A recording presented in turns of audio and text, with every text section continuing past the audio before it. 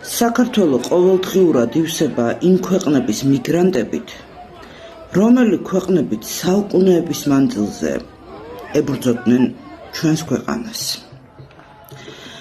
საქართველო ყოველდღიურად ივსება უცხოტომელი ტერორისტებით და ეს პროცესი თუ დროზე არ შევაჩერეთ ისევ ქართველებმა დაიწყება საშინელი დევნა ისევ ქართველების. საქართველოში უკვე შემოსულმა მიგრანტებმა დაგვანახეს, რომ ჩვენი სარწმუნოება წიხლზე კიდიათ, ჩვენი ეკლესია წიხლზე ჰკიდიათ და ჩვენ ქართველებიც წიხლზე ვკიდივართ.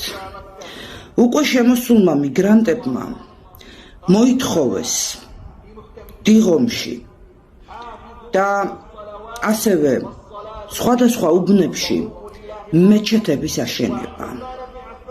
გუშინ კი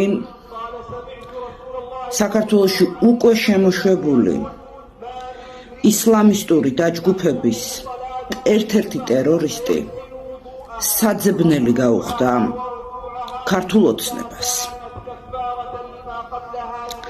და მსგავსი ტერორისტები უკვე მრავლად არიან შემოშვებული ჩვენს ქვეყანაში. თუ დროზე არ გამოვფხიზლდებით, ეს ქვეყანა მალე იქნება ჩვენს გარეშე.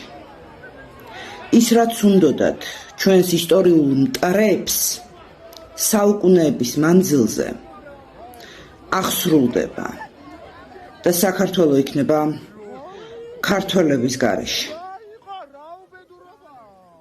დროა თუ დაგვიანებული არაა, ხალხმა ხმა ამოვიღოთ და შემოვკრათ განგაში ზარები.